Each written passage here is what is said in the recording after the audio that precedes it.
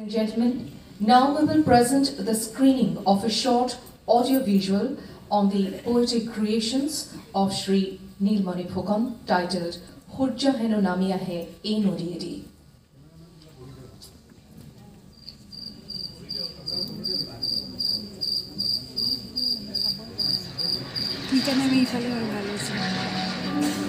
राति हले सूर्य हेनु नामी है এই নদীয়েদি রক্তক্ষরা ভুজঙ্গিনীর ধরে এই নদীর নাম ক'ত আছে একো কথা ভূগোলত নাই 1933 চনৰ 10 ছেপ্টেম্বৰ গেজেপনি হাবি এখনৰ মাজত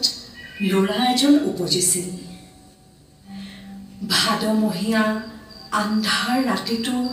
ধাৰাসাৰ বৰষুণত জৰাই আছে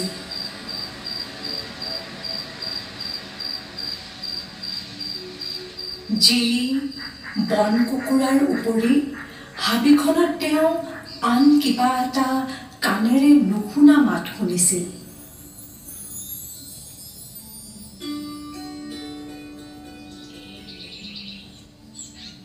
সকিয়াল গাঁৱৰ ল'ৰাজনে স্কুল ছুটি হ'লে প্ৰাণ ভৰি চাইছিল নৈখন ৰ'দত তীৰ বিৰাই থকা নৈখনৰ বুৱতী পানীয়ে ল'ৰাজনৰ মনত সঞ্চাৰ কৰিছিল প্ৰকৃতিৰ অনাবিল শান্ত শোভাৰ স্নিগ্ধতা আৰু প্ৰশান্তি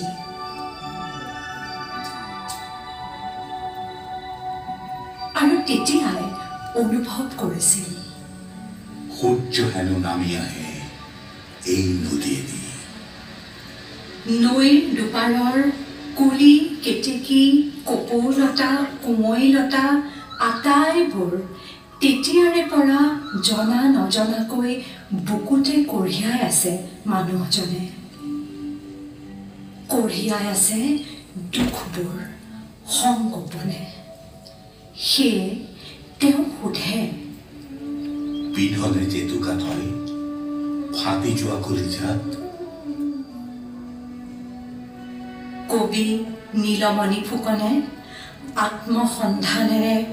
থকা সৰকা কৰে নিজক যোৱা ৰাতি মৃত্যু হ'ল তোমাৰ দৰেই অনুচ্চ কণ্ঠৰ এজন কবি যি জানিছিল উই চিৰিঙাৰ মাততকৈ তেওঁৰ কবিতাত একো জ্ঞান গৰ্ভ কথা নাই অথচ এইবোৰৰ মাজতে পৰিষ্কাৰকৈ তেওঁ কয় অনুভৱ কৰোঁ মানুহ মুক্ত জীৱন সুন্দৰ জুই সুন্দৰ পানী সুন্দৰ উই চিৰিঙাৰ মাতটো সুন্দৰ টিপচি চৰাইটো সুন্দৰ সুন্দৰ মানুহৰ মৃত্যু জীৱন মৃত্যুক একে উশাহতে লোৱা এয়াই কবি নীলমণি ফুকন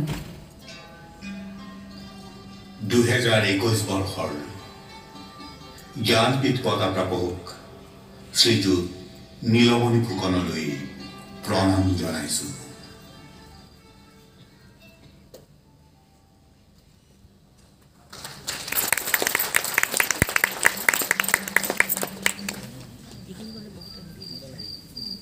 আমি এতিয়া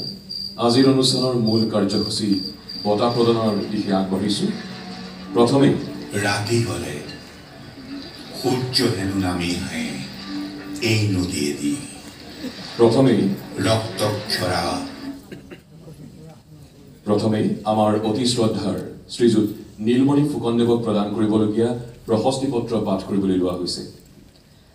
Bharatiya Gyanpith takes pride in conferring the 56th Gyanpith Award for the year 2021 to the eminent Assamese poet Nilmani Phukan for his outstanding contribution to Indian literature. He is the third Assamese language writer to be